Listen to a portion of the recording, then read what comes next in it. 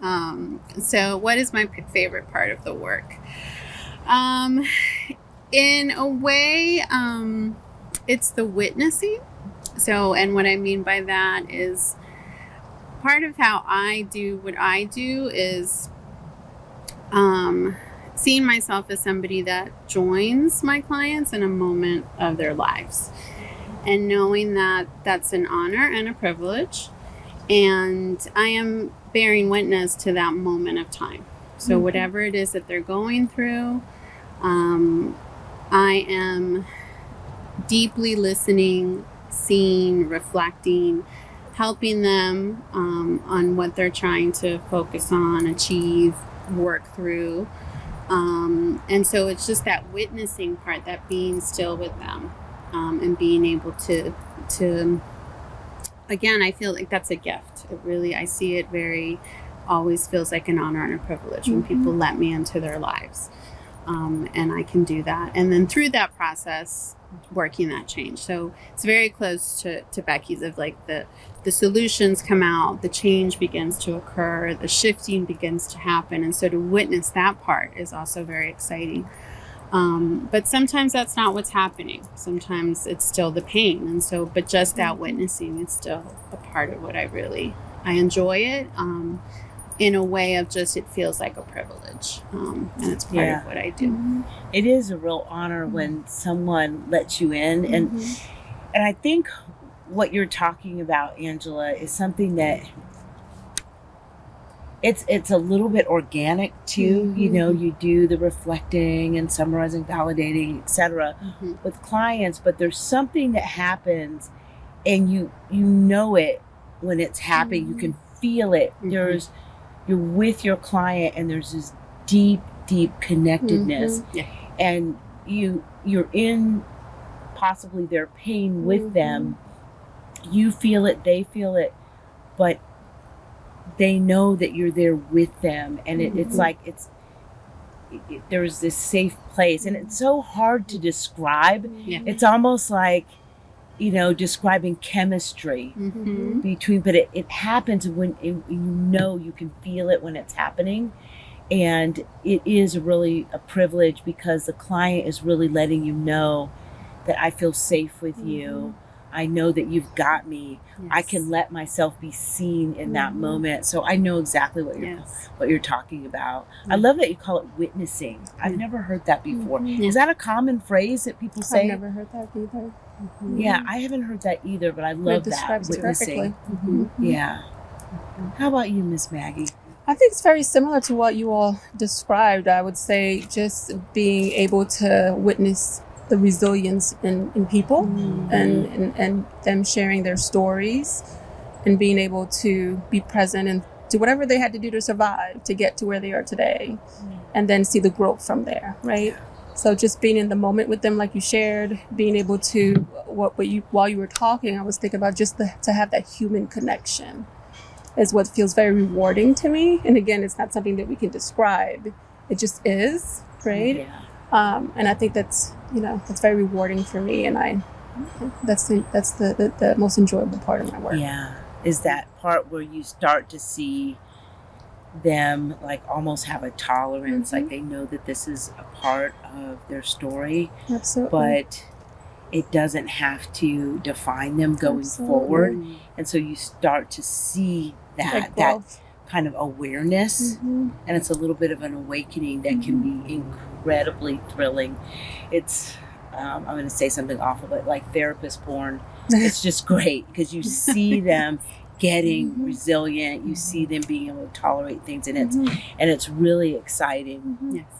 A sense of empowerment that and even when you're reflecting back, you know, if I can just take you back to a time and now this looks so very different from today, how does it feel? And just it gets really exciting. So this is the stuff, you guys. This is the stuff that, you know, changes people's lives. It can really have someone feeling like life is unbearable and them getting to a place where they start to feel hope and they start to feel this sense of their own agency and autonomy. And it's incredibly thrilling, but it's also humbling to witness. And so this is what these women do on a daily basis that is so incredibly empowering. And so I'm so honored to be with you guys. I'm so thrilled that you'll be working with the CWC team. It feels like when I get to spend time with these ladies and get to hear about their process and their approach to the work, for me as a business owner, I can just kind of sit back, and it's like it's a great feeling. And then also that we have each other to rely on if we get stuck or there's a challenge, etc. So it becomes incredibly dynamic when you have such experienced and skilled clinicians. So again, thank you so much. So a couple more questions. I'm going to start with Angela this time. All right. What has been the most challenging part of being a therapist? So I would have to say that, especially recently, it's been challenging to see the ways in which the world and some of the things that we're going through on different levels impacts the work. And so that's always been true. As a therapist, the world impacts individuals, right. And that's a lot of what I think we deal with as therapists. But I think that for me, there's always been this capacity to see that what I do with clients one-to-one in that office space impacts them, and that impacts perhaps their circles, whatever that circle looks like for them, and their communities. Because as they're changing, that positive change and growth will impact what's around them. But right now, kind of what's around us feels like it's in a very hard place, and lots of change, and maybe good change. We need to. But it's just kind of seeing how those two things are colliding and how people are being impacted more on a systemic level. Yeah. And so just being individual, we do this one-to-one work. And so sometimes just keeping that hope alive that the one-to-one work will continue to do the overarching change, that what we do still matters at the end of the day. Right. And knowing that it does, but sometimes just feeling like, again, that the outer world is starting to be overwhelming and overbearing. Right. That when, obviously the pandemic, racial and social, injustice, and that the latter's always been there, but this whole notion of a pandemic and the work that we do oftentimes is, I would think, it's slower. It can be. But then there's such fast-paced change with the outer world. And I think, is that what you're kind of saying? Exactly. And so it's hard to kind of keep pace with it. Yeah. And globally, all the change is happening just on a global level, too, it feels like. And climate, and just seems like we as humanity are just in a state of shifting. And again, I think it's important shifting. But like you said, the work that we do is sometimes this slow individual work, and so that feels challenging at times.